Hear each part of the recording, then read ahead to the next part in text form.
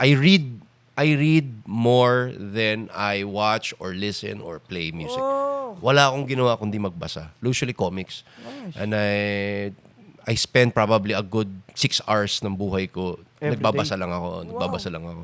Kaya medyo up to date ako sa stuff Sa na lahat, yun. no? Ang pangit na script ba, pwedeng gawin magandang pelikula? Or ang pangit na, napakapangit na composition, pwedeng pagandahin ng isang banda? Ang mga susunod niyo pong mapapanood ay ang aking pakikipagtalakayan kasama si LC De Leon, isang guitarist, songwriter, business owner, filmmaker, podcaster, artist at isang comic book writer. Siya po ang founder ng bandang Reklamo at kasalukuyan pong band leader ng LC and the Frustrations.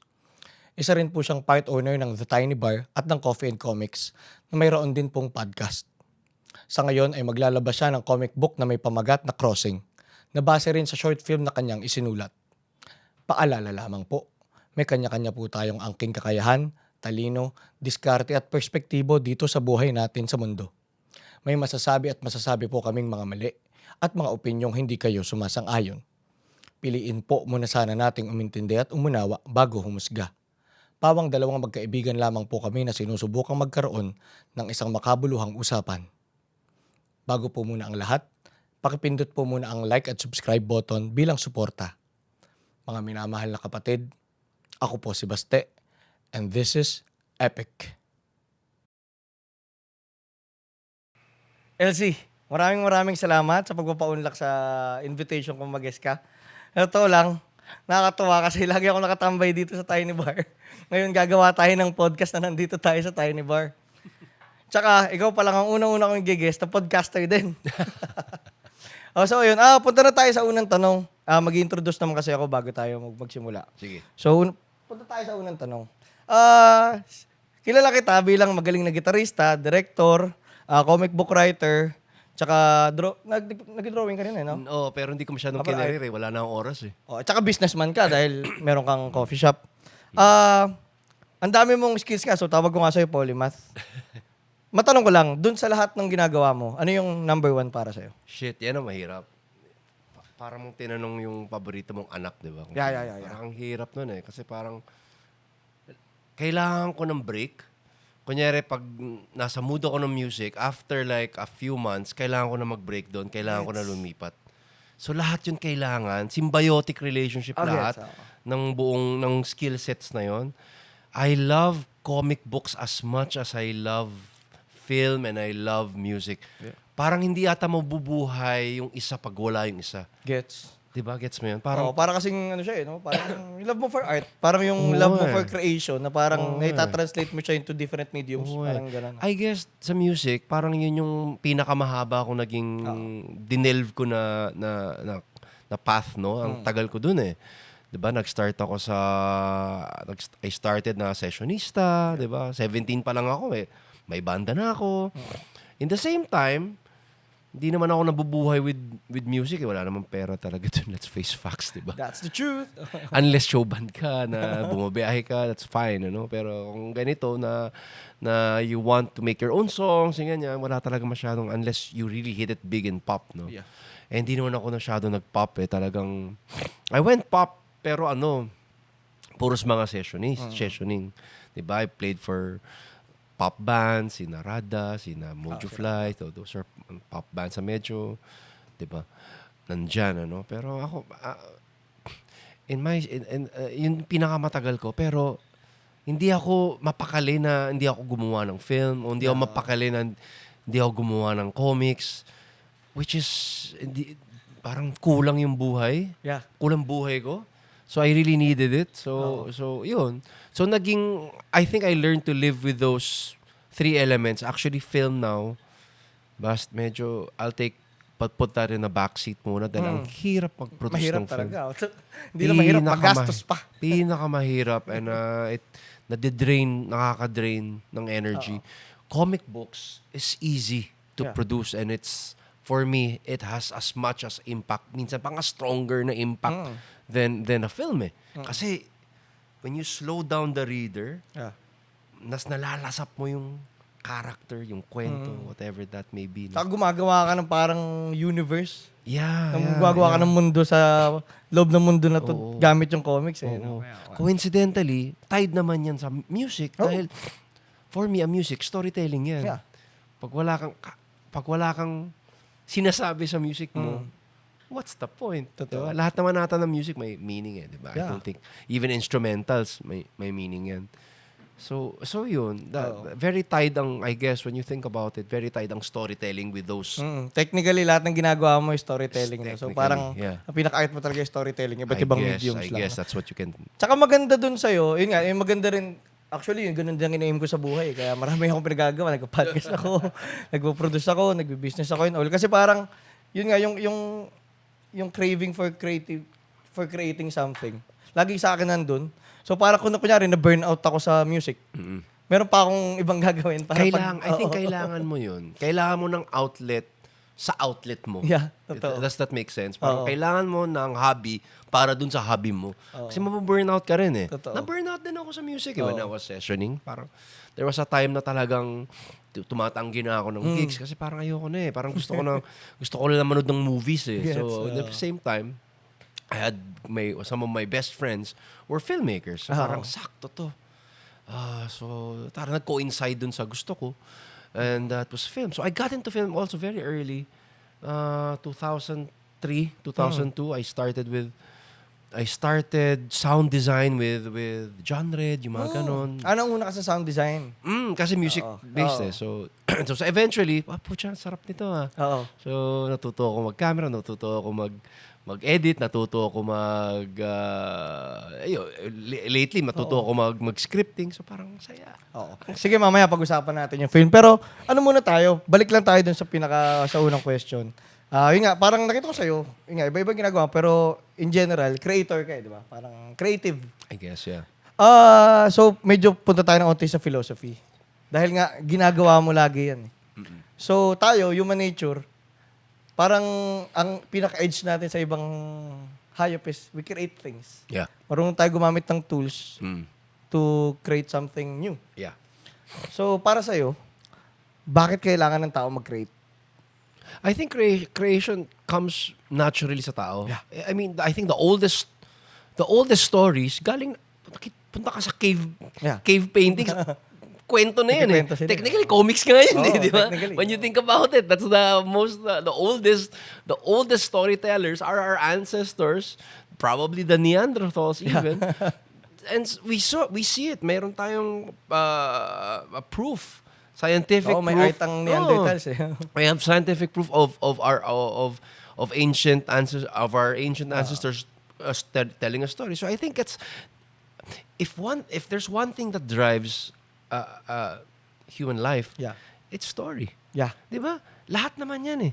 'Di ba? Hindi mo naman binoto yung politician na yun pag hindi mo alam yung kwento niyan eh. 'Di ba? Actually, yun nga ang gusto natin talaga is story. Yung kwento, 'di ba? Kaya nananalo yung kaya nga nasa-sensationalize yung mga drama na nangyari sa news eh. Parang okay to.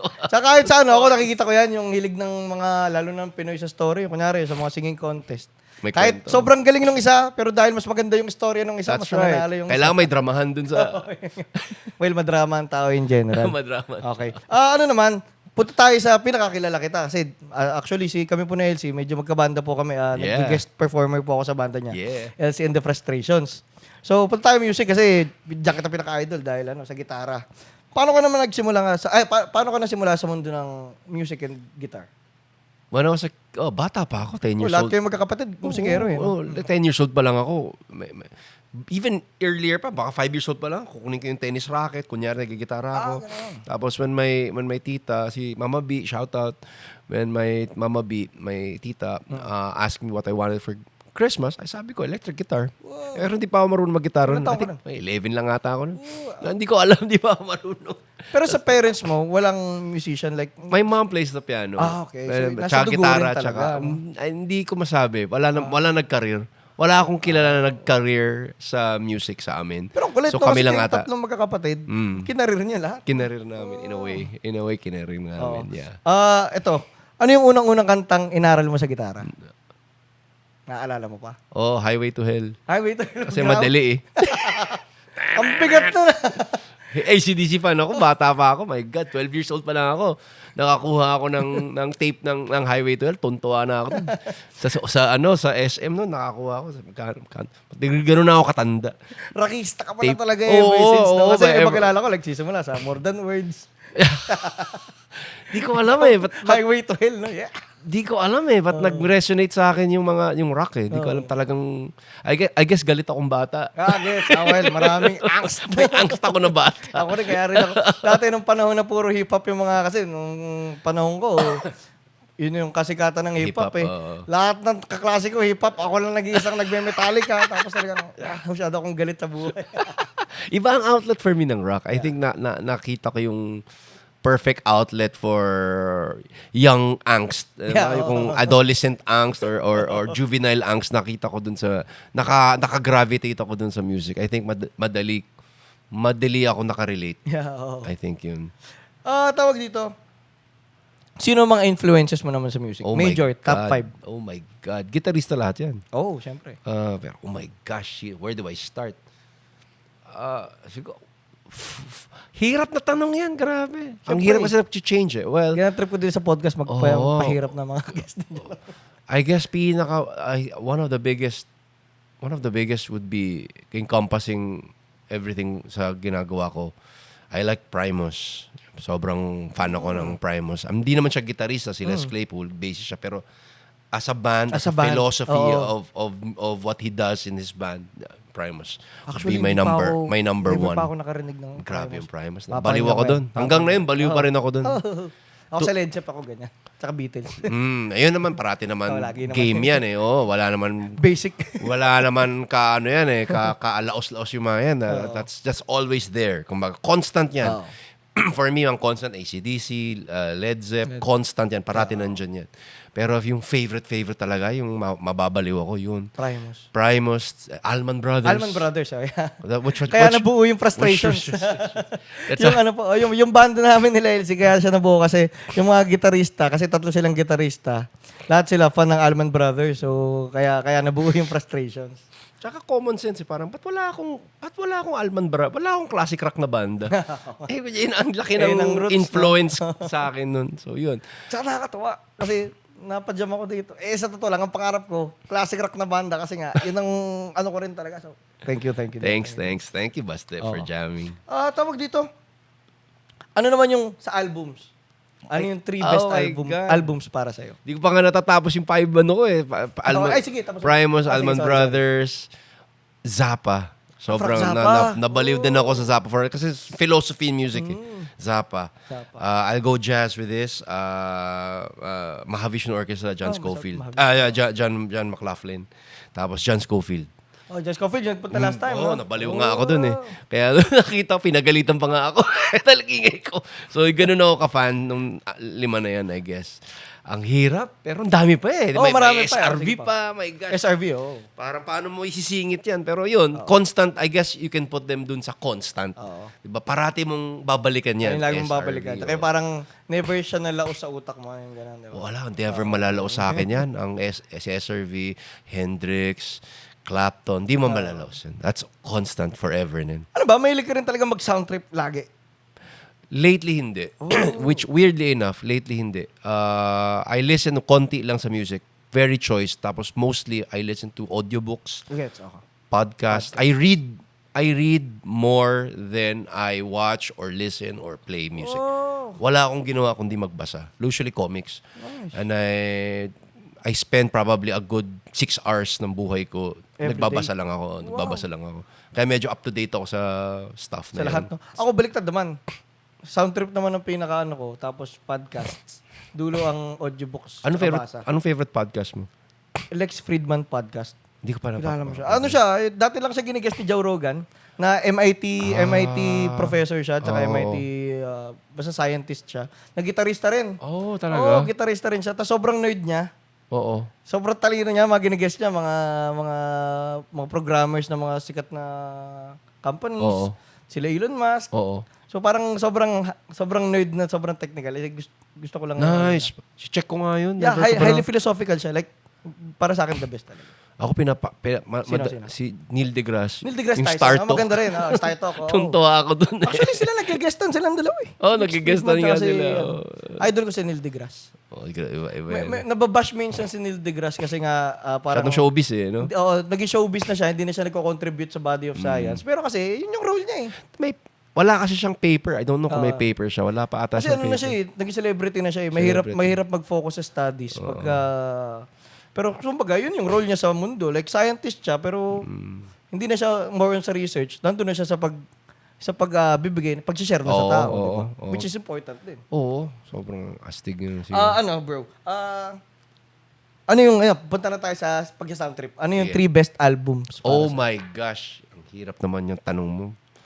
Well, Well, yung life-changing. Kasi diba yung ganun, yung talagang, Okay. yung napakinggan mo Kung to. life-changing, I was in high school. I think I was third year high school. Nakakuha ako ng dual album tape sa SM ulit. Tape. Ganun daw ako katanda. Tape. It was Eric Clapton's 24 Nights. Yeah. Yung live niya. Live. I think he played for the Queen nung time na yun. Life-changing yun. Parang doon ako oh my gosh, ano to? Di ba? Parang, dati when I was a kid, akala ko yung mga ganyan, Beatles, ganyan, medyo Yeah. sakto lang. Sakto Kasi lang, syempre, oo. metal ka. Oo. Pero biglang, oh my gosh, hayop to ah. Biglang, napapaiyak ako Oo. sa solos niya. Parang, ang grabe. Parang kinuha niya yung guts mo, ginanon niya, nilagay niya sa gitara. Parang, oh my God, pwede pala gawin to ng gitara. Pwede pala to gawin ng isang gitarista. So parang doon ako parang, I'm a guitar player forever. Actually, yun yung impact talaga ni Clapton. Yung ibang classics na guitarist and other musicians. Yung parang, kasi tayo nga bilang rockista, expose ka talaga sa hard rock mabigat, and shredding. mabigat, Like Metallica ang una ko eh. So ako rin dati, yung mga Beatles, ginagano. Pero nung naano ko nga, yung mga sila Yes. Clapton, yung soul, yung parang, hindi pala kailangan mabilis. No, Kaya niya akong dalhin sa no. ibang dimension. To the fact na hindi pa yung impact ng 24 Nights album na yan, you guys check it out, ang galing na. Sige. Yung ito na kami ni na Santi ni na Mel dito kami sa kabila, we were talking. Tapos sabi ko, pakinggan nyo tong Wonderful Tonight ni Clapton sa 24 Nights. Grabe tong dalawa, parang naluha. Oh my God, na yun ko lang nakita na ganyan pala kahirap gawin yung Wonderful Tonight. Oh, ganun kahirap. It's not easy. Actually, yung Wonderful Tonight, medyo na ano siya ng mga snub sa music. Pero sa totoo lang, ganda na Ang Wonderful ganda Tonight. eh. Gusto ko yun. Masyado lang na-expose. Oo, yun nga eh. Yung kasi pag sobrang sikat, parang minsan na ano na rin yung mga fans talaga kasi parang meron kaming alam na mas hindi sikat pero malupit. I think that's one of the first life-changing albums for me. Oh, ano ba? Besides sa AC/DC, kasi yun yung parang parang entry drug ko sa rock, no, AC/DC. Pero Clapton, dun ko na-realize na life-changing in the sense na I wanted to be a musician. Yeah, yun na yung parang... Alam ko na sabi gusto sa'yo ko mangyari. Yeah. Alam ko na yung direksyon ko. So yun. And after that, another life-changing, I think yung Mahavishnu Orchestra, when my friend made me hear it, God bless his soul, si Jeff Tan, made me hear that. Nabaliw ako bigla, parang, ano to?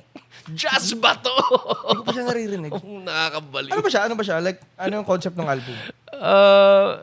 Well, mostly instrumentals. Indian ba? May pagka, kasi si McLaughlin has that Eastern style na hindi ko hanggang na hindi ko mapinpoint, which gusto ko gawin sa Frustrations some beses.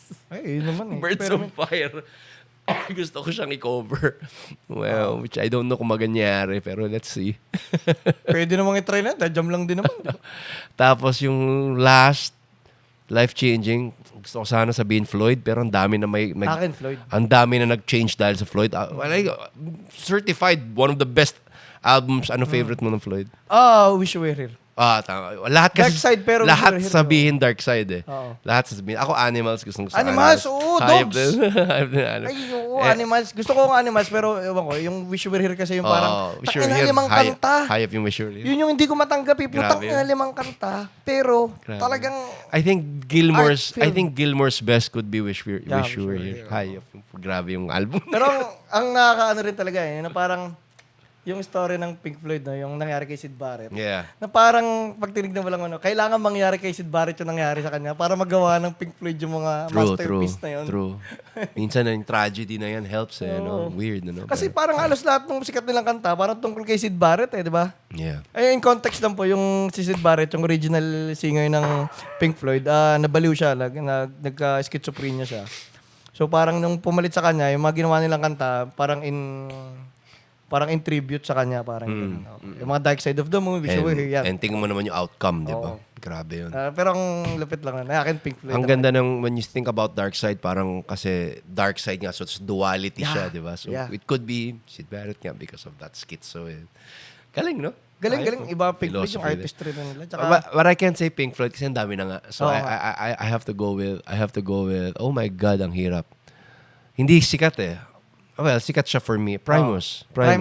Tommy the Cat. Sailing the Seas of Cheese would be Papakinggan ko nga lahat would be a life-changing also. When I saw that, sabi ko, oh my gosh, gusto ko magkabanda na parang ganito. Which nangyari naman. After a few years after watching Primus, parang, oh my gosh, gusto ko nito. Life-changing yun.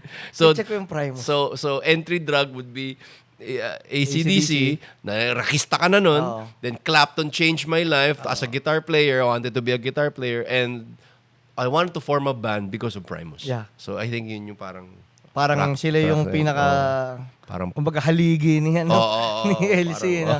Pero yun nga, pag tinignan mo na ang mga musicians naman talaga, parang no? Parang ang sum ng lahat ng influences mo. It is. Parang ang hirap din talaga i-pinpoint kung sino is. sila. I think a lot of hindi lang music alone. I think musicians, artists in general, tama ka dun, sum of a lot of elements. Kasi kunyari kahit yung sa lyrics ko, medyo ng poetry nila, Whitman. So parang yun nga. Ano naman bro? Kamusta? Kasi nga pala, kaya ko po pala nakilala sila LC. Kasi yung mentor ko, si Sir Marco, producer din ng mga kanta ko. Magkakapatid sila. So, nalaman ko nga, yung reklamo, parang isang part, yung banda po nila dati, magkakapatid sila. Ako kasi dati, kanegosyo ko yung kuya ko. Lagi kami nag-aaway.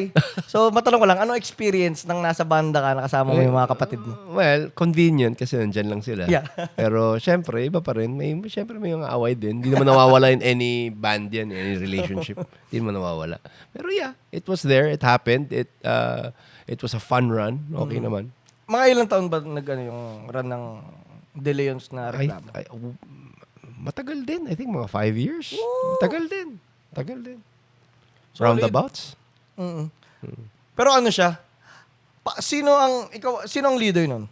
Well, Reklamo has been my brainchild. Okay. So ang ginagawa ko, inaayos ko na lahat. I write all the songs, tapos buo na siya as in may title, lahat na.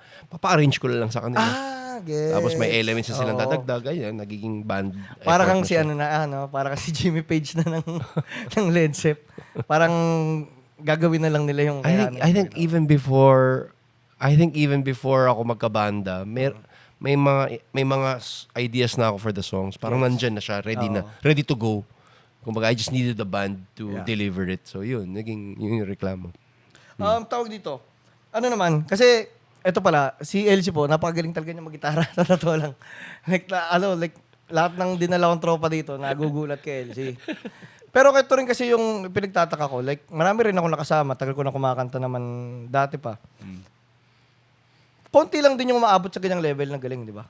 I don't know. I Sige. guess. Humble. Hindi ko alam. Pero, marami rin akong kilala na buong buhay naman nagigitara pero hindi rin umabot sa ganung level. So, yun pala. Ano yung mga may papayo mo sa mga batang gitarista sa pagpa-practice? Para ba mag-improve talaga yung skill nila ng exponential?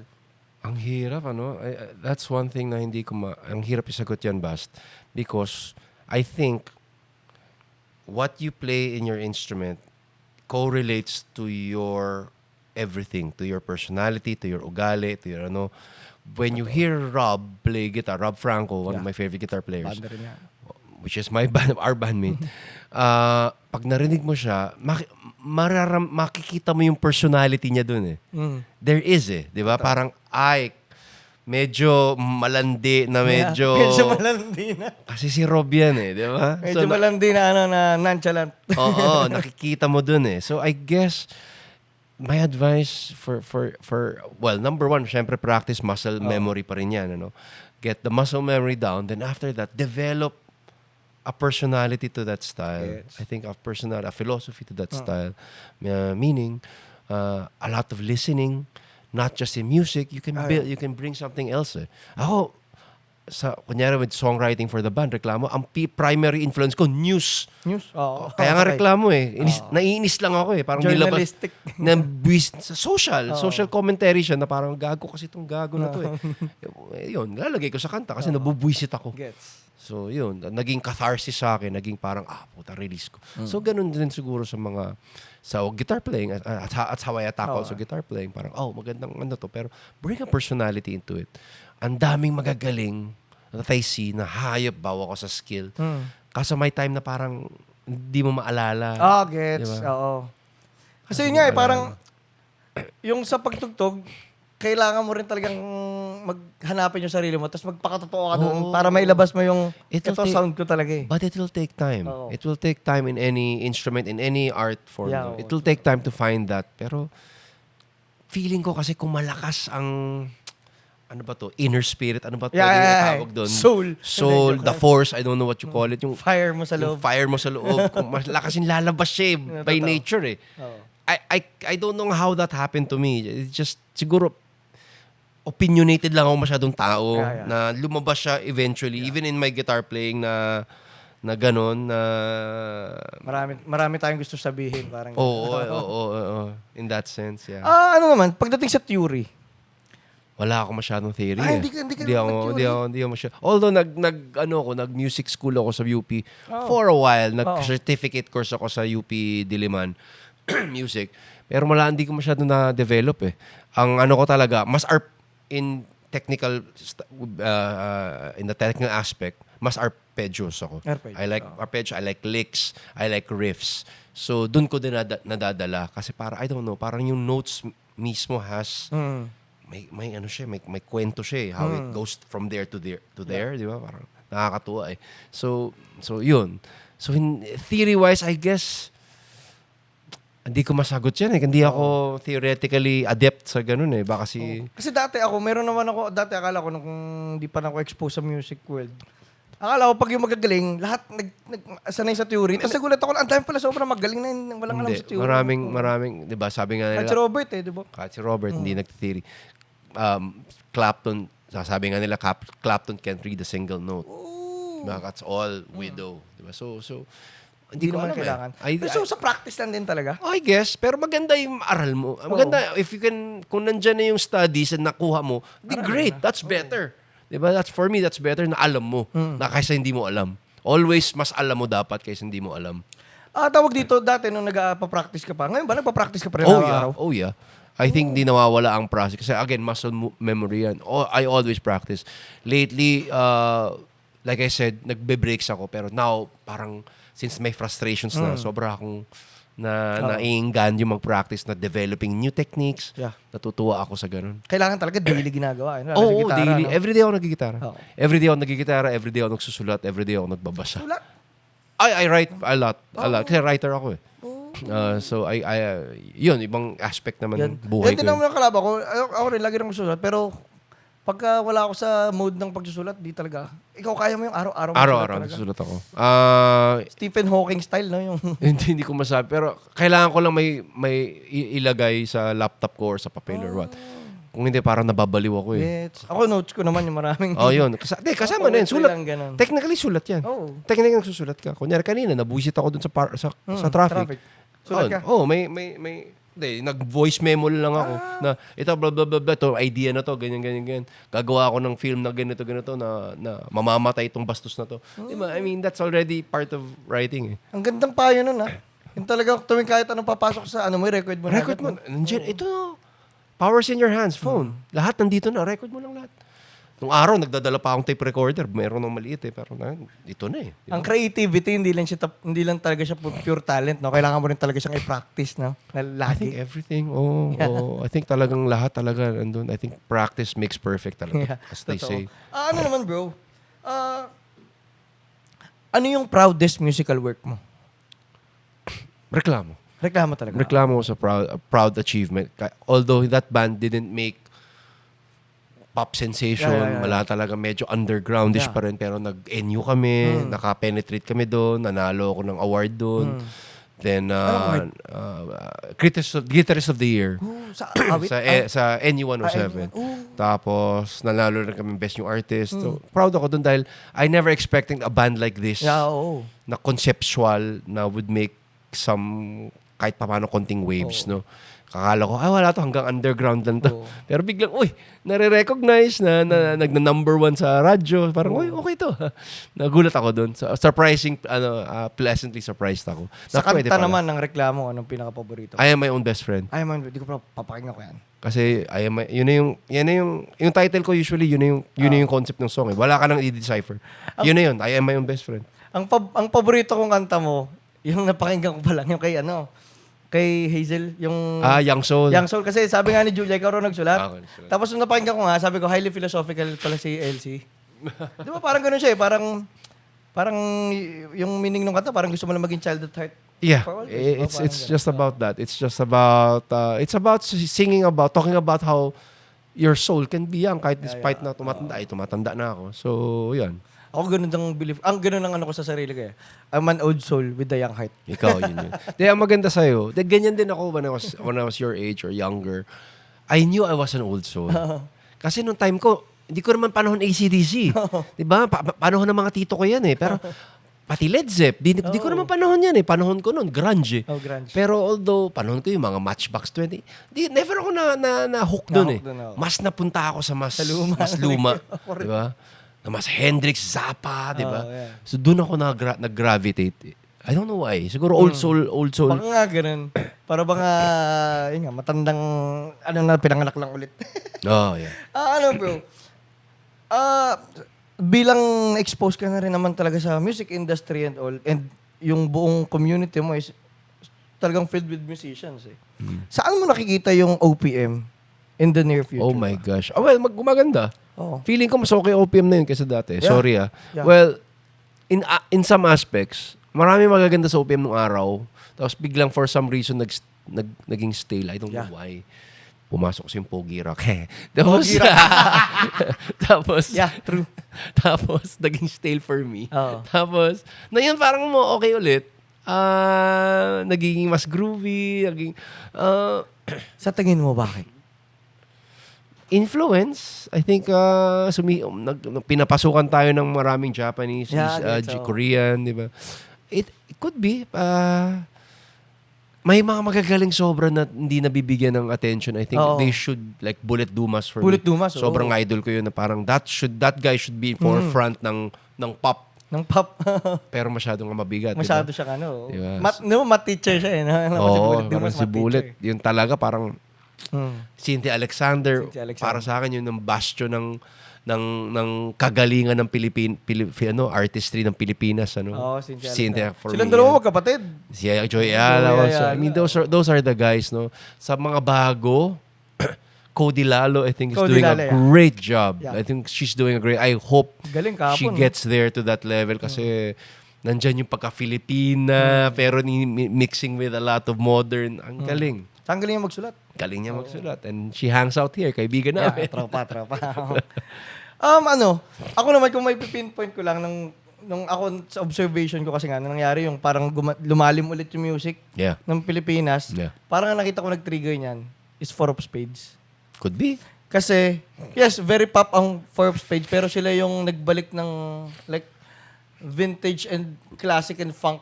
And I have to thank infusion. them because parang bumalik ang solos because Oo, of them. bumalik ang solo dahil kay Sumikat ang Blaster. solos. Yun ang napansin ko. So, Thank parang- you to those guys. Totoo. Na doon ko nakita yung parang pwede na ulit yung music na gusto ko.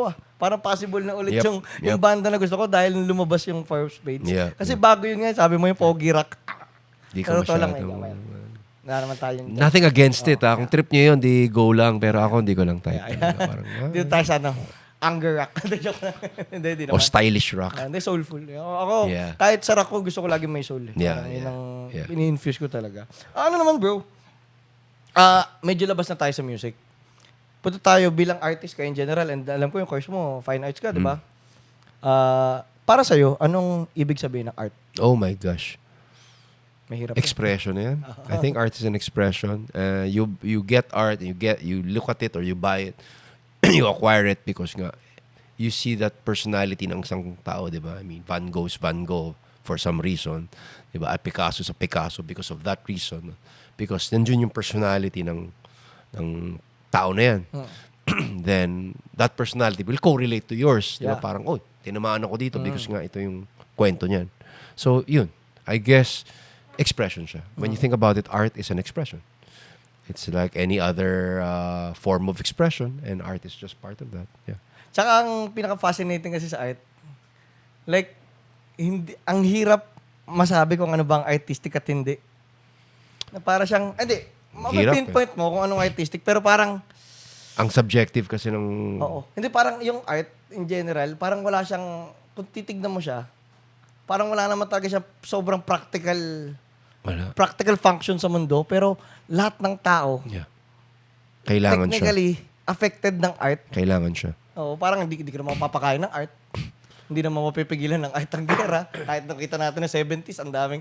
Pero parang, yung impact ng art sa buhay ng tao talaga na parang, kahit sa kanta, di ba? Ilang tao yung... If for me, to take out art, we're just animals. Yeah, yun nga. Yun yung parang pinaka naghiwalay sa atin with other animals. Yeah. It's Hindi art. na lang survival. Meron na tayong pakialam sa existence natin. No? Kaya when it comes to art, gusto ko mga installation kasi usually Oo. pag ganun klaseng art, nagagamit pa rin. Yan, kunyari sa kapatid ko, yung drums yan, niya, oo. that's very May practical use. may practical use and it looks good, di ba? So, ganun gusto kong art na nagagamit. Medyo practical akong tao eh. But I also like paintings and Ganun din. stuff like that. Kailangan may gamit pa rin. Parang, Ano bro? Paano ka naman napunta? Kasi si LC po pala is a director. Meron siyang... Actually, mamaya, pag-usapan natin siya. Meron siyang comics na inspired din ng dati niyang short film. yes. Yung Crossing, napanood ko na yun. Director po si LC. So, yun naman. Paano ka naman napunta sa film? Medyo, kung kanina nakwento mo na siya, Well, elaborate mo pa. Early on, halos sumabay nga sa music yun. Kasi sobrang iba nga yung calling sa akin ng storytelling. I really wanted to create something. So, bata pa ako, around 2002, 2003, I was already creating my own handycam pa lang, gumagawa na kami sarili. Marami akong ginawa na hindi ko na nilabas dahil nakakahiya yung iba. May ganun naman. Gumawa pa nga akong kung fu film eh. Ako, hindi mo ba ako napapanood kung Bruce fu? Lee fan ka nga pala. Gumawa nga akong Sinong kung fu artista? film. Ako, parang nagpapanood ko. Papanood mo sa amin. Oh, Papanood mo sa amin. A bloody Harap ko fight. rin yung gumawa ng action film po. Pero comedy lumabas eh. Anyways, yun na nga. So, it was always a calling. I guess, hindi film because ito yung nakita kong may malakas ang impact Yeah. na medium, 'di ba? Pag nakakita ng tao, wow, parang nakapanood nila. Pero I recently found out na minsan ang libro or a comic book is as strong Yeah. as a film. Para nga sa akin minsan mas malakas pa. So yan, ang aking film thing para kung na yun, mas nilagay ko na sa comics. Oo, gets. Yung parang yung dating energy na nilalagay mo Sa sa film. Nilipat ko sa mo lang sa comics. I'll still do film if it's there. Pero like I said, ang hirap talaga ng... It takes time. It takes a lot of money. It takes a lot of effort. Yeah. I'll probably do another film pero in the future na siguro na pag nandun na lahat ng pera o kailangan na hindi na ako magbe-beg. It takes a lot of begging. Nandun ka na lang sa creation, magpo-focus na. Oo, ang hirap sa film kasi parang ang dami dadaanan na producers na you need the money for that. Na, I wish I was rich, I can produce it myself. Pero hindi, no? Diba? Pero hindi. So we have to go with other people. We have to manliligaw ka ng mga ganito, ganyan, or festivals or whatnot. It takes time. Yeah. I like the creative process, pero it takes time. Yeah. In comics, instant IP ko na yan. Instant Yes. IP, intellectual property ko na yan. Oo. Instant, I think of something, ito na siya. So now I Oo. put all my efforts now in comics. Yes. Pero ano muna tayo sa film din. Yeah. Usapang film naman kahit di na sa ano. Anong top 3 best films Oh naman my para sa'yo? God! Parang best album, ang hirap. Oh. Top 3, okay. Number 1, alam ko para everybody will say this, pero Psycho. Psycho. Hitchcock. Hitchcock. Grabe talaga yung film na yun. Iba, ang ano sa akin, impact nun, since nung bata ako, parang gusto ko maging filmmaker because of that. Number 2, Jaws. Jaws, oh. Number 1, 1975, Jaws. Spielberg and Jaws. Spielberg, yung Spielberg Jaws, yung una, that was game changer. Up to now, pag pinapanood ko, every year pinapanood ko yun, Yeah. gustong-gusto ko siya. Number 3, Rocky. Rocky 1. Rocky 1. Rocky 1. Oh, the best, the best. Yung dramatic, Yeah. yung drama nun, di ba? Natalo siya. Sorry, spoilers. He didn't win the fight. Yeah. He lost. Di ba? It's not about winning the fight, di ba? Di ba? It's about ginawa mo lang. Kailangan ko lang gawin Kailangan ko siya. lang gawin. Tsaka kung gaano mo kayang tumayo, tuwing tumutumbang Yeah. Tapos, Rocky rin. Rocky is one of my favorites. That was one of the eksena doon na gustong putulin ng producers was yung pinakita na takot siya. Takot siya. Yun yung importante. Nasa kama siya with Adrian, di ba? Sinasabi niya na, I'm afraid. I don't know if I can do this. Pero I just need to do it. Para lang masabi ko sa sarili ko, naginawa ko. Alam ko, mabubugbog ako nito si Apollo Creed. Ni Apollo Bubugbugin ako ni Apollo, pero gagawin ko yan. Di ba? Ang galing ng, yung message ng film. Oo, tsaka ano talaga siya. Yung parang, ang galing nung atake na parang, di ba, una, inintroduce siya as para siyang ano, di ba, yung taga-singil ng... Yeah. Ano siya? Yung, Goon siya, Oh, goon. goon, yung ng Google Pay. Na parang nabigyan niya ng deeper story yung kadalasang extra Yeah. lang sa pelikula Yeah, na... yeah. Ang galing. So, And I have my favorites na mamalalalim. Everyone says, I have my French films na gustong-gusto ko. I have my La Jetée. I have my marami akong marami akong gustong films na medyo deep, diba? Seventh Seal, Seventh Seal. Ingmar Bergman. These are brilliant films, pero when you think about it, I want to make a film na gusto ko syempre umabot sa Rocky levels Oo. na mapanood ng lahat, di ba? I don't want to be some obscure filmmaker na ilan lang nakakaalam. Parang, the respect is great, pero I want more, yeah. di ba, makakita ng more Tsaka people. sa akin kasi para maging great work din siya, kailangan siyang ma-recognize ng marami Ma-recognize, talaga. oo. Kasi parang Citizen Kane, di ba? Palang It was a major flop. major film. Flop Flop siya. siya, pero sobrang After that. After na, talagang halos lahat na ng director. Actually, some of my favorite films, major flops. Scarface was a major Scarface, flop. oo. Pero na yun, ang ganda, di ba na yun? Kasi parang ang ano ko dyan, kahit sa mga kanta, di ba? Kahit yung Stairway to Heaven, nung kumalat siya, nung unang release ng Stairway to Heaven, flop din eh. Ganun ba? Oo, It was a ata. flop? Ay, parang, wow. Hindi ko alam. oo, parang una, hindi, parang criticize ata ng critics. Ganun. Oh. Pero eventually, kasi nga, parang pagbago, hindi pa sanay yung tao doon. Yeah, Pero parang yun yung risk na kailangan gawin ng mga creatives Yeah. para makagawa ng something new and something great. We have to risk. I think we have to change. We have to do something that's medyo iba ng unti. Pero you can't, there's one thing I want to point out. When it comes to the creative process, I don't think we're capable of doing something unique. Yeah. I think everything's been done before. Gets mo na? Oo. There's only 12 notes in the world. There's only a couple of stories that you can tell. Pero paulit-ulit lang yan. It's just my personality involved. There's a Gets. different light. There's a different application. So yun, my stories are very simple. Oo. Very revenge-driven ako eh. Oo. So yun. Ilan ba ang revenge films sa damakmak na yan? So ako, I just do that. Parang ano yun eh, parang maraming ways para gamitin, pero kung paano mo pagsasama-samahin yung paulit-ulit na elements, yun Right. yung magbibigay nung, yung parang, yung unique personality mo dun sa creation mo. Parang gano'n. Diba, ang daming... John Wick is not a new story. Oo. Ang dami... Pero, Ang araw pa ganyan na yan. Pero wow, look yung ginawa nila, di ba? Iba yung dating. Diba? Gusto ko Sa yung Keanu. John Wick din. Di ba? Yung una, Oo. yung una lang gusto ko eh. After that, parang ayos lang. Pero parang sumobra na siya eh. sumobra na. Like, parang OA superhuman na siya. OA na eh. Pero Oo, yung yung- una, sabi mo, pinatay mo yung aso ko, papatayin kita. yun yung gustong-gusto ko doon kasi parang, kulit na parang, Di ba?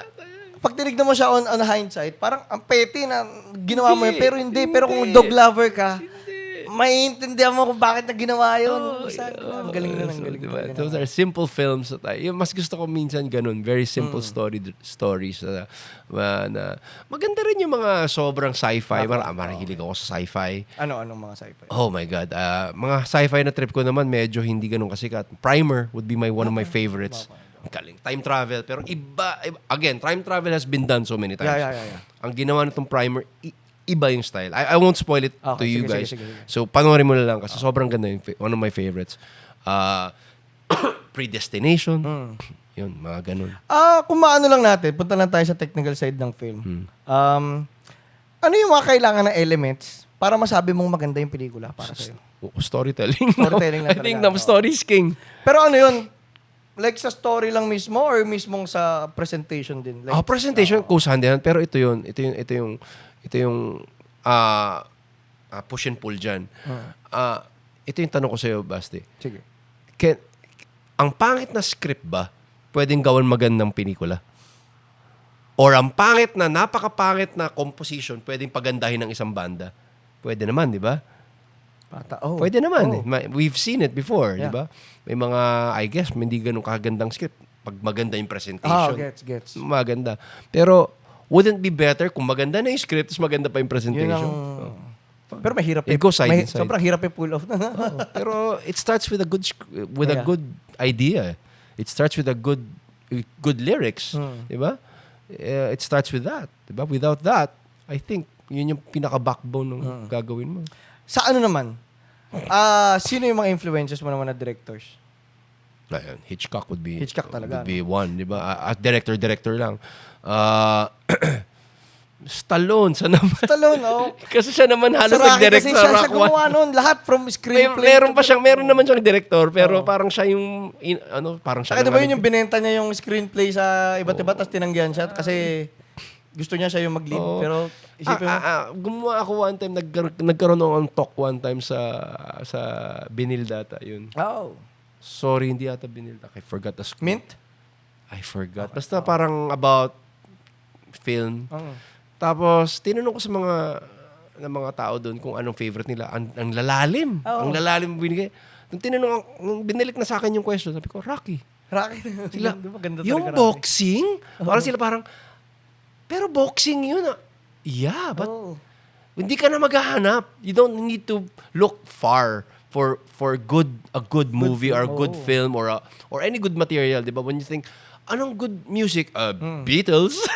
You don't need to go far. Minsan, maganda you unearth mga obscure. Sure, that's great. That's great. Pero minsan maganda lang yan under your nose. Yeah. Kasi minsan mapapansin ko rin, siyempre sa atin, sa mga nerd world, tsaka sa mga hipster world. Minsan nagiging snobbish kasi parang na-enjoy nila yung nire-research at saka yung alam nila. So parang, hindi masyado na sikat yan. Parang ngayon. Pero sa totoo lang, yung mga sikat na talagang iconic sila for a reason. Like, so what? Pag umabot na sa Pilipinas, yung foreign na pinapakinggan mo or gusto mo, ibig sabihin worldwide na yun. Sikat na talaga yun. Kasi umabot na sa Pilipinas Kwento ko lang yun, natutuwa ko na yung kunento mo yung nag-talk na ano. Kasi naman, ako kilala mo si Lloyd? Oo naman. Lloyd de Vera. Alam ko siya, professor ko siya dati sa film critic. Okay. Dati nung first day nga nung klase, pinasulat na kami ng top 3. Oo. Tapos after na magsulat, syempre mga bata, wala pang alam sa film.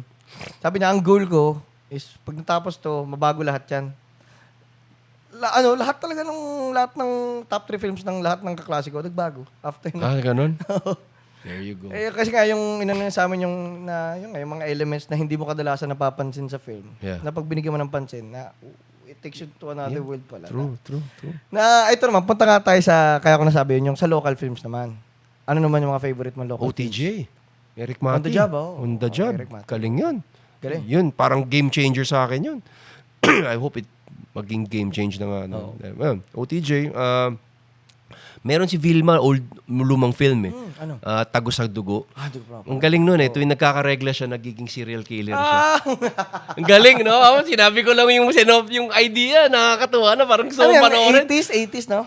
Early 80s ata yun 80s ang golden era ng film, Bro ka pa ata yun. Basta, pag nagkakaregla siya, namumula yung paningin niya. Tapos magiging killer na siya. Pero ayun nga Ang yung sinabi mo, no? galing, Yung ang parang, galing. yung script, kahit pangit, kahit pagandahin. Kasi pag tignan mo yun, parang ang kulit ng story, pero na-present na maganda. The script might be good also. Mike De Leon, fan ka na Mike De Leon? Yung iba, oo. Not that much. I like Lino Brocka films. Insyang, isa pang Insyang, paborito ko oo, yun. parang Si Hildo Coronel. Hildo Coronel. Gusto ko yun. Res Cortez, Hildo Coronel. Gusto ko rin yun. Ako, paborito ko yun, no? Kisap Mata. Okay rin yun. Ganda Charo rin yun. Santos. Charo Santos. So, ayun, Tsaka, yun yung mga... Batch 81 yan. Paborito ko. Ako, Mike De Leon fan ako eh. Oo. Sobrang ano ko si Mike De Leon. Ayun naman, pagdating naman sa film sa Pilipinas, saan mo naman nakikita ang mundo ng film? Meron na Netflix eh. Dapat kumakalaban na tayo. Dapat top na nga tayo eh. I don't know what's happening. No? Hopefully, hopefully, ang hirap eh. Pag maging siya daw brutally honest, baka matirahin na yung show mo eh. Minsan, gano'n naman ang ano. Pero ikaw, nasa sayan. Ako hindi... Kung gusto mong i-risk. I-risk natin. I think we should stop serving the masses. too much. Yeah. Totoo yan. Masyado natin sineserve si Aling Lena, Oo, di ba? si Aling Lena. Na parang dapat maintindihan ni Aling Lena. Kahit nga si Voltes 5 na it's already an international property, kailangan pa i-telenovela. For me, hindi na kailangan gawin sana Pangit ganun. na nangyari. They could have made it for me. I'm sorry, and I'm friends with some of these people. Yeah. And I'm happy that it's there. And sana lang mas inisip natin yung outside. Yung Globalization o outside. ano kasi, no? Parang, actually, pinag-aralan din namin ng college na parang, yun nga, akala ng mga nasa industry is, kailangan namin i-feed yung mass kung ano yung sa tingin nilang akala nila. Pero sa totoo lang, hindi alam ng masa kung ano yung talagang gusto nila. Kung ano yung finifeed natin sa kanila, yun lang yung nagiging reality nila. Na kung tuturuan natin sila, na possible naman pala, yung malalalim na istorya, Could be. magagandang framing, magagandang cinematography. Imposible hindi nila magustuhan yun kung natututo silang i-appreciate yun eh.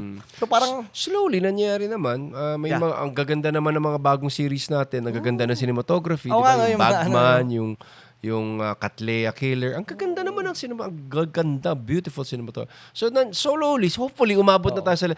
I guess late lang tayo sa game. Gets. Diba? Kasi isipin mo, Jakarta, nauunahan na tayo. Thailand. Diba? Ang gaganda ng films ng Thailand. Parang... nakakalungkot lang na, ba't wala tayong ganito? Diba? Dapat tayo number one. Kasi may ano rin, feeling ko dahil ngayon dumadami na yung young directors eh. So parang that comes with the evolution. Pero wag lang sana silang kainin ng industry. I think money will always be an issue na parang ako, sa totoo lang, marami akong ginawang commercials dahil nga fast money. And most of that commercials, hindi ko lalagay pangalan ko. Talagang kapangit eh. Talagang swangit talaga. Talagang kinuha ko lang yan para... Pera Kasi ito yung gusto ng client. Gagawin ko yan. Akin na pera ko. Sige, wag mo na lagay pangalan ko. Kasi may balak pa akong gawin sa buhay ko eh. Fast money lang. And most of creatives are like that. Na parang, they just need the fast money. Kaya gagawa ng something yan. Tapos ilalabas. Pero natutuwa ako ngayon. Labas sa film. Sa commercials, Gigil Production. Hindi ko pa na po. Yung gumagawa ng mga Grab. Maganda yun. Tsaka nung sa Gusto RC. ko yun. Gigil Productions ba sila? Yung sobrang out of pocket. Yung sobrang pag-iisip. At least risk yun, no? Risk yun. Good yun. Gigil Productions Gigil pala sila. Production. So, guys, dun nga, matuto kayo na... Kudos to you guys. Na kung gusto nyo makagawa ng something great, okay lang mag-risk. Old Spice. Sila gumawa ng Old Spice na local? Hindi, yung style na gano'n. Oo. Yung offshoot, no? Di mo makalain na ganito man yan. Yung parang walang sense, pero ang ganda niyang panoorin. Mapapaisip ka. Oo. Yung kasi yung parang nakulang ngayon sa lahat, feeling ko lately sa media and sa lahat, kanta, media sa Philippines, parang nakulangan sa lalim ng ano natin. Para talagang ayun. Nakulangan na hindi parang ayaw na nila masyadong pag-isipin yung mga audience ng mga nangyayari. Well, when you think about it, baka kasama it might be economy problem kasi nga pagod ka na magtrabaho, gusto mo mag-isip. Gusto mo lang sumaya. So it could be an economy problem. So yun. So ganun. I don't know. Ako sa totoo lang basta I'm one na hindi ko na iniisip yan. Hindi ko na, ang problema sa akin, hindi ko na iniisip yung after thought or after sales nun. Hindi ko na iniisip. Gagawin ko lang. Ganun din. Bahala na si Batman. Gagawin ko nito. Totoo yan.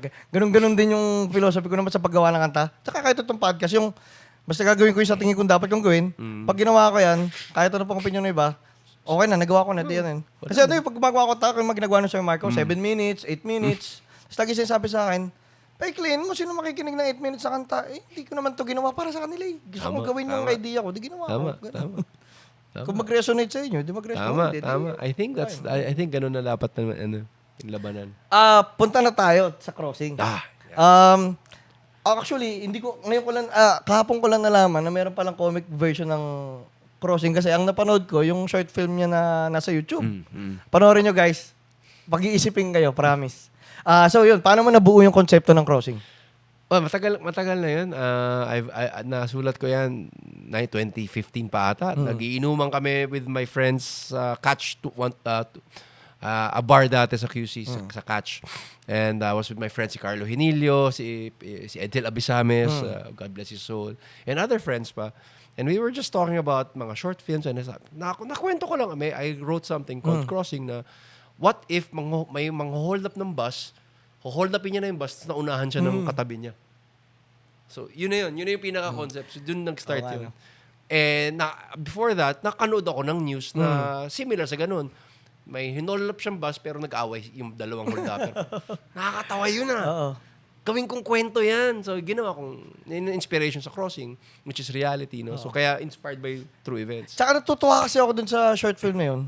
Like yun nga, nung kinento mo, nakakatawa yung concept, pero yung presentation niya, hindi. Like, Kasi when you think about it, kung ikaw yung mang-hold up, mas kailangan mo gawin yan, na ayaw mo namang gawin, pero kailangan mo gawin. Hindi na yan comedy. Oo. Drama na yan. Totoo Para yan.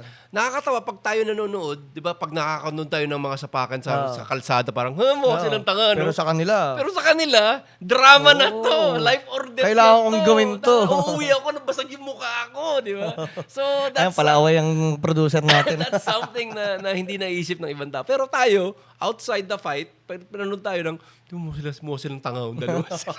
Nagtatawanan pa natin. Nagpupustahan pa sila. Totoo yan. Pero yung inside the fight, sila, dramahan na yan. So, yan ang, one of the philosophies of Crossing was that. And pinalaki ko na yung mundo. I made the character, may backstory na siya, si Gabriel Arcangel, security guard na naging criminal, di ba? Na naging security guard, di ba? Parang so, di ba? Lumawak na talaga. Okay. Lumawak na to siya. Okay, bibili ako niyan. Short film, because this book is dedicated to Edsel, my dear departed friend. So, yan. I made this because one of the reasons, pumanaw nga siya this year. And may art to. May drawing siya. Problema, I wanted to keep Edsel's memory alive. So, I used his shots. Okay. So, yan yung mga actual cinematography sa film. Sa film, siya ba ang cinematographer mo? Siya cinematographer. So, yan yung mga actual shots ng film. So, ginawa ko siyang comics. Ang difference sa film and the comic book, mas nahimay ko yung kwento sa comics. Always, mas nahimay ko siya. Mas maraming elements dito sa comics than the film. Film kasi, di naman kailangan masyadong exposition ayoko ng mga monologue, ayoko na nun. Gets. Parang gusto ko, parang simple lang, straightforward. Ito, may May internal ganon, monologue. Meron siyang iniisip, may gagawin ko ba to? Tapos tumingin siya sa likod ng tinitingnan yung mga tao. Naghahanap ako ng elements na to change my mind. Baka naman hindi nila deserve to. Nakita niyo yung mga tao parang, deserve nila to. Mga tao, pare-pareho lang yan. Masasama lahat ng tao. Very nihilistic din in that sense. So, yun, that's Crossing. And I hope humabol tong show mo before yung launch nito sa 23. Kailan ba? Kailan? Sa 23 and 24 sa Comic-Con Grande. Direct paabot naman ng ano dyan. Mayroon mga, yung dalawang papel na yan nasa table. Ayan. Pakita natin. Thank you. Ayan. Pwede natin i-link yung Comic-Con Grande dito. Ayan. Ayan, yes. Ito, Comic-Con. Ito pala. Comic-Con Grande is happening on November 23 and 24. Ipapalabasin yung short film and I'll talk about the comic book also. And this is one of the few times na nauna yung film before the comics. Usually comics ang nauna than yung film. Ito, for some reason, nauna yung film. Sinulat ko siya as a comic book talaga. Nung pinresent ko sa mga kaibigan ko, comics yung nasa isip ko. Gets. Biglang, yung friend ko, si Mark Misa, the director and the producer of the short film, sinabi niya, let's do that Crossing. Oh, the game. So, yun. So, it's one of the few times. Kung ano lang po, guys, saan nila makikita, saan nila mabibili ang Crossing? Dito sa Coffee and Comics. Dito sa Coffee and Comics. Sa Panay. Punta kayo dito sa Panay. I-link naman namin yung address dito. Dito sa QC. Pwede kayong mag-hangout dito. Pwede kayong tumambay. May music and may books. Two of my favorite things. Tambay ako dito, guys. Halos araw-araw. Tawag ito, magkano? Magkano nila mabibili yan? 200 lang. Ay, 200 lang napakamura. per book. Tapos sa likod, nandyan yung QR ng film. Tapos isa pang QR para sa song kasi may kanta siya. May kasama siya kanta. Dun sa film may kanta. Ang title ng instrumental song na yun, is called When God Left Me. Oh. So kasi Ganun din yung lyrics, ganun din yung content ng pelikula yung no? pakiramdam kasi ng film is parang Ganun. parang Wala na, sira kailangan ko nang buhay gawin. ko, kailangan ko nang gawin to. Parang iniwan na ako ng Diyos. Oo. So, Ganda. Tsaka kulit, no? Lumalabas yung pagka-polymath mo dyan. No? Nagsulat ka, gumawa ka ng pelikula, may kanta pa. At saka guys, yun pala, kung may ano ko nga, sa mga makita po nito, pupunta kayo dito sa Coffee and Comics, try nyong bilhin yung mga iba't ibang gawa ng mga local comic book writers dito. Puno-puno po ng mga artists dito. May mga paintings, may comics. Julia Roy, Yeah. Prince, we really support local. Puros kami, ang highlight namin dito, although meron kami mga toys, meron kami mga Marvel, DC, ang highlight namin, mamaya pwede mo picturean, ang local comics. That's isa sa mga advocacy ko yan, to promote local creators. Yeah. Tsaka ang may gagaranti namin dito is lahat ng gumawa ng yan, mga passionate people. Ay, sobra. Oo, kasi Sobra. ginagawa nila yan not for profit. Gusto nilang gawin yan for art's sake. Yep. Sobra silang, these are people na talagang mamamatay pag hindi gumawa ng comics. Yeah. These are very passionate people. When I've met them, sabi ko, these people deserve more than this na wala nangyari. So, I think what we're trying to do sa comic industry is, sa comic scene, comic book scene, is to make it into an industry. Yeah. Na yun kasi para talagang wala pang sport. So, we're trying to build that. Thank you to, shout out sa Comic-Con, sa Comic-Ket, and all those organizers ng mga comic book events. Sobrang pasalamat lahat ng creator sa inyo. Ito naman bro, patapusan na tayo. Last two questions na. Bilang artist and creator and creative in general, kasi 'di ba parang uso sa mga artists yung medyo common nga sa ating mga artists, yung mga medyo mga crazy people tayo no. Like halos lahat ng kilala Feeling ko kong naman artist crazy talaga lahat. May kanya-kanyang toyo. Pero para sa iyo bilang creative na maraming idea na maraming gustong gawin, ano ba yung struggles ng isang artist? Pera Talaga. I think isipin mo pag kung sobrang yaman ka, sobrang na-discover mo, kunyari, meron kang uncle na namatay, binigyan ka ng $100 million. Hindi ka na magtatrabaho buong buhay mo, di ba? Create, ang sarap mag-create. Sarap mag-create. Di ba? Sobrang so, yun talaga. Ako, the reason, ang tagal ko gumawa. Dahil kailangan ko rumakit I still work. I still have a day job. I still do negosyo. Tapos, ito nga negosyo, more passionate. More passion passionate. tong project kasi Coffee and Comics and Tiny Bar is more of a passion project. It's not a money-making. Yeah. Kung gusto lang namin ng pera, dapat nagpa-disappoint na lang kami. Ginaya na lang namin yun. Diba? Pero hindi, ginawa namin to. This is passion. So, wala talaga kaming pera dito. It's more, we still have day jobs. Ako, I still work in the corporate scene. I still do corporate commercials. Yeah. Wala. That's sooner or later gusto ko mag-retire na doon and magfo-focus na lang ako sa comics and music and frustrations. Yun two things na gusto kong gawin hanggang namatay na ako. Gumawa ng comics at mag-gitara. Gitara. That's all I want to do in life. Ako rin ganun. Ako music naman at saka Tsaka itong podcasting and learning talaga. Yun din, tawag dito. Nasing nga ba tayo kanina? Last question. Ano yung tanong ko? Ano yung mga struggles? Ano naman, kung labas tayo sa pera, meron ka bang mga, yun nga, yung parang inner battles mo? Kasi diba parang napansin ko kasi, maraming artist na meron silang dark why. Sa'yo, ano yung mga dark why mo? Parang anger talaga. No? Anger sa tao. There's not a day in my life na hindi ako na-disappoint sa tao. Lumabas ka ng bahay mo, busit ka na eh. Mag-drive ka lang na yun dyan sa traffic. Nag-drive lang ako dito, papunta dito sa work everyday. Nagda-drive ako papunta dito. Nababanas ka. Nababanas ka. Lalo na pag naabutan mo yung traffic. Diba, kanina nga lang, nagpaalam ako sa isang guy kasi mag-U-turn ako. Eh, ayoko ma-traffic. Sabi ko, mag-U-turn lang ako ha. Ginanon ko, binaba ko, bintana ko. Sabi ko, mag-U-turn lang ako. Siya Wala pa naman, rin. sige, gumanon. Nung pag-U-turn ako, hinarangan ako. Sabi ko, mag-U-turn lang ako. Di naman kita guguluhin eh. Kasi yun, maluwag dun sa kabila. Ganun ba? Oo. Diba? Marami talaga. Oo. Hindi parati ka na-disappoint sa tao. Talagang, yun talagang number one inner struggles ko. Kaya yung next book ko, Oo. actually, hindi, ito kasi one shot. Ang ibig sabihin ng one shot, isang comics lang to, isang kwento, tapos na. Oo. Ang next ko kasi series. Oh. Ang next ko is called Dog Bites Back. It's about a guy. Ito na yung taong wala na siyang pake. Wow. Yung lahat ng naiisip natin gustong gawin na hindi natin nagagawa, kunyari binastos tayo sa daan, wala tayong ginawa dahil mabait tayo, this guy won't. This guy may gagawin siya. Diba? Parang anong pala, yung Wala na ni siyang- Albert Camus, yung The Stranger ata. I love it. Thank you. One of my favorite writers and philosophers is Albert Camus. Albert Camus talaga. And nakakalungkot din si Albert Camus. May isang philosophy siya, interject ko lang binuksan mo kasi si Albert Camus. Oo, okay lang, mag-nerd mode Napatay tayo na tayo dito. Mag-nerd mode tayo dito. Charles Bukowski, Albert Camus, yan yung mga paborito kong mga... Sa Albert Camus, meron siyang sinabi na na nag-resonate sa akin. Oo. The one thing that doesn't kill you, Oo. that doesn't want you to kill yourself, Oo. is your true happiness. True happiness, Something oo. like that. Oo. Grabe, no? Kasi si Camus talaga, parang actually yung philosophy ko sa buhay, siya talaga. Kasi dati I used to be, bilang artist, medyo depressed na yun. Dami ring angst sa mundo, daming gig.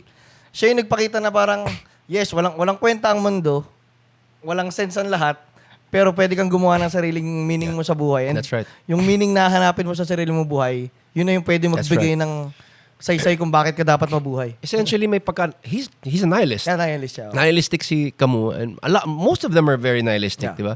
And totoo naman talaga eh. I think when you think about it, saan na talaga tayo papunta? Lalo dito sa Pilipinas, oh my God. Oh my gosh.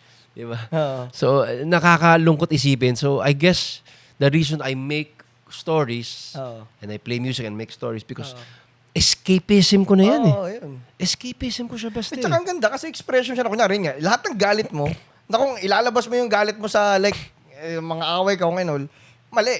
Pero dahil yung galit mo, gusto mong i-translate into art, makaka-create ka ng something new, di ba?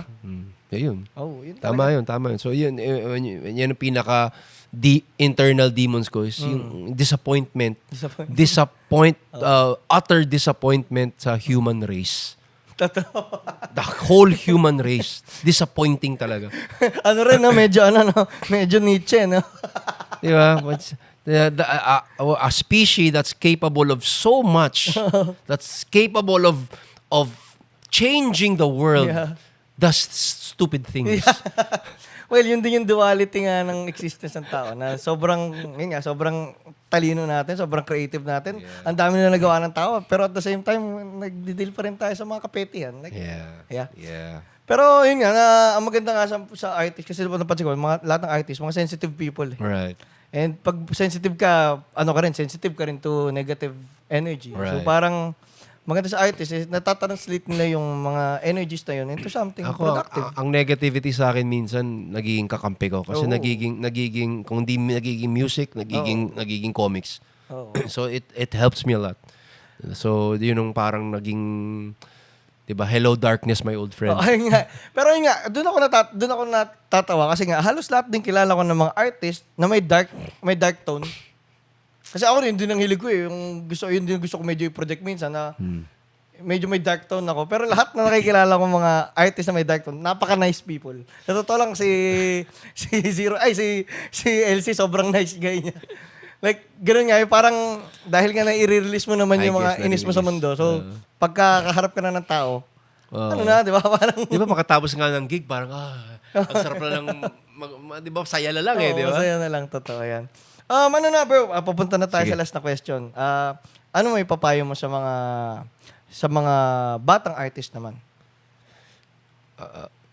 Ano kaya pwedeng ipayo? I mean, try to find siguro, I get the best one is try to find tawag dito, yung perpetual income, Yes. yung try to find that. Kung makuha mo yon, laking ginhawa kasi pwede ka na mag-concentrate.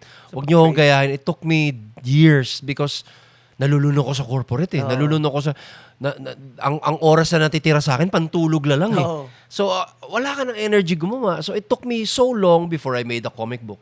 Dahil nga, ang tagal ko ng plano yon, wala eh. Years down the line, wala eh. I had to work. I had to pay rent. I had to pay the bills. I had to pay whatever. So, hindi ko nagagawa. So, ngayon, it's still a struggle up to now. Up to this day, it's still a struggle in my old age that I'm trying to find perpetual income na pwede na akong masuportahan. Produce ka na lang na mag-produce. Pwede, it frees me. Yan din ang goal ko sa buhay. Diba? If there's one thing that money's good at, it's freedom. Yeah. It frees you a lot of time to do what you want. Tsaka tool siya for creation. Oo, kasama mo rin to. Ito, ginagawa nyo. This cost money. Diba? Yeah. So, everything costs money. So, yun. So, I think that's the best payo I can give anyone, young or old. We have to find a way to get some income na hindi naman personally, hindi naman ako mahilig sa bakasyon, hindi ako naman ako nag-fine dining, hindi ako mahilig sa ganyan. Simple lang akong tao. So, kailangan ko lang, ma-cover lang yung expenses, basic expenses ko, okay na ako kasi pwede na ako mag-create. Pwede na ako magsulat all day. Pwede na ako mag-gitara all day. Ang sarap. Hindi lagi sinasabi kay Jimpet. Ang sarap. Gusto ko lang yumaman, hindi para makabili ng magandang sasakyan, hindi para para lang magawa lahat ng ideas ko. Yes. Para magka-freedom lang tayo. Totoo yun. Diba, that's the best eh. Tsaka yun nga, kasi kung papasok sa art, di ba parang sa Maslow hierarchy of needs, Yeah. na ang art kasi talaga, nasa taas pa siya, nasa self-actualization siya. Yeah, So yeah. parang, na marami rin yung artist na lalo na bata na naging idealistic na hindi, ito gusto ko i-pursue.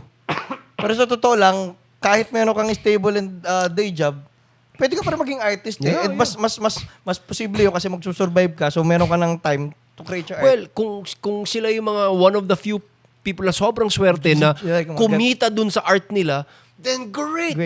All I can say is naiinggit ako sa inyo. Yes, Sana ganyan din ako. Kaso hindi. Pero 5% lang ng artist yun. Ilan lang, baka less pa, di ba? Na people who actually earn a lot of money from their music or their art, then great. Naiinggit ako sa inyo lahat. Gets. I wish ganun din. I wish lahat, di ba? Sana all. Ito pala, LC. Last na tanong ko na bago natin tapusin to. Ang dami mong ginagawa. Yun nga, comic books, music and all.